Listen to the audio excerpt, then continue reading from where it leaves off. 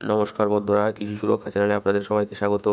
ধনে একটি গুরুত্বপূর্ণ মশলা ও শাক জাতীয় ফসল, যা আমাদের দেশের বিভিন্ন রাজ্যের পাশাপাশি পশ্চিমবঙ্গেও ব্যাপকভাবে চাষ করা হয়। ধনে পাতার ব্যবহার যেমন রান্নায় জনপ্রিয়, তেমনি এর শুকনো বীজ মশলা হিসাবে অত্যন্ত মূল্যবান। পশ্চিমবঙ্গে ধনে প্রধানত রবি মরশুমে চাষ করা হয় এবং অল্প সময়ে ভালো আয় দেওয়ার জন্য এই ফসল কৃষকদের মধ্যে বেশ জনপ্রিয়। তবে বিভিন্ন রোগ ও পোকার আক্রমণে ধনে ফসলের উৎপাদন অনেক সময় মারাত্মকভাবে ক্ষতিগ্রস্ত হয়, যার মধ্যে প্রধান হলো কাণ্ডফোলা বা স্টেম বল এবং সাদা গুঁড়ো ছিটে রোগ বা পাউডারি মিলডিউ। এছাড়াও পোকার মধ্যে জাপ পোকা দেখা যায়।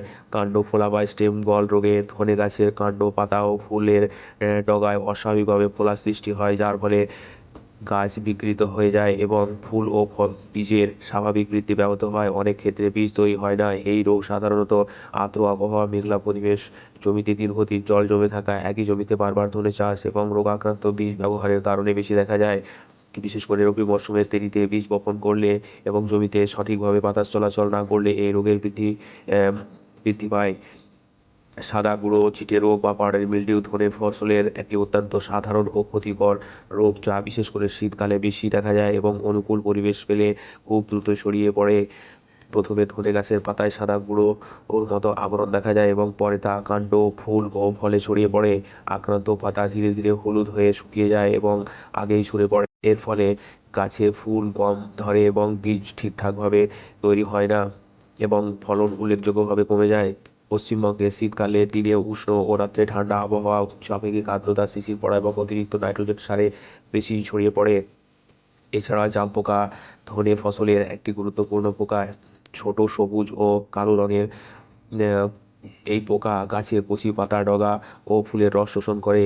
এর ফলে পাতা কুঁকড়ে যায় এবং গাছ দুর্বল হয়ে পড়ে এবং বৃদ্ধি ব্যাহত হয়। জাম পোকা নিঃসৃত মধুর রস উপরের কালো ছত্রাক জন্ম দেয়, যা পাতার খাদ্য তৈরির ক্ষমতা কমিয়ে দেয়। শীতকালীন শুষ্ক আবহাওয়ায় জমিতে আগাছা বেশি হলে এবং জমি পরিচ্ছন্নতার অভাব থাকলে জাম পোকার আক্রমণ বাড়ে। এই সমস্ত রোগ ও পোকা দমনের জন্য সমন্বিত ও ব্যবহারিক ব্যবস্থাপনা গ্রহণ অত্যন্ত জরুরি। প্রথমে রোগমুক্ত ও সার্টিফাইড বীজ ব্যবহার করা অত্যন্ত জরুরি।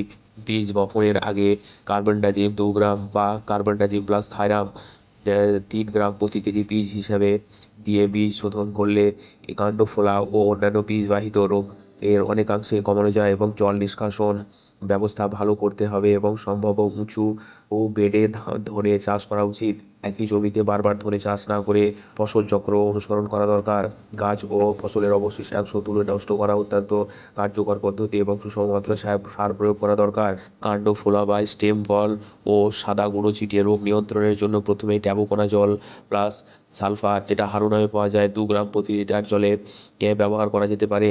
রোগের প্রকোপ বেশি হলে দ্রুত নিয়ন্ত্রণের জন্য হেক্সাকোনাজল 1 ml প্রতি লিটার জলে, অথবা আধুনিক কার্যকর বিকল্প হিসেবে ট্যাবুকোনাজল প্লাস টাইফ্লোক্সোস্টোবিন, যেটা ন্যাটিভো নামে পরিচিত, 1 গ্রাম প্রতি লিটার জলে স্প্রে করলে ভালো ফল পাওয়া যায়। জাপ পোকা নিয়ন্ত্রণের জন্য প্রথমে জৈব ও পরিবেশ বান্ধব পদ্ধতি গ্রহণ করা উচিত। আক্রমণের শুরুতে নিম অয়েল 5 ml প্রতি লিটার জলে স্প্রে করলে ভালো নিয়ন্ত্রণ পাওয়া যায়।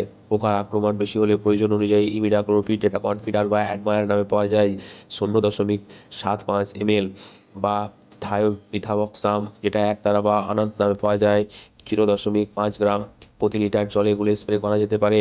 সব ধরনের কীটনাশক ও ছত্রাকনাশক স্প্রে বিকেলে করলে ভালো হয়, কারণ মৌমাছির এর এর পলিনেশনের সমস্যা হতে পারে।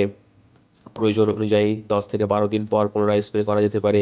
একইভাবে রোগ ও পোকার লক্ষণ দ্রুত শনাক্তকরণ এবং সময় মতো ব্যবহারিক ও রাসায়নিক ব্যবস্থাপনা গ্রহণ করলে ফসলের ক্ষতি অনেকাংশে কমানো সম্ভব এবং ভালো ফলন নিশ্চিত করা যায়। ধন্যবাদ সবাইকে। ভিডিওটি ভালো লাগলে লাইক ও শেয়ার করুন এবং এই রকম কৃষি তথ্য আরও পেতে চ্যানেলটিকে সাবস্ক্রাইব করতে ভুলবেন না।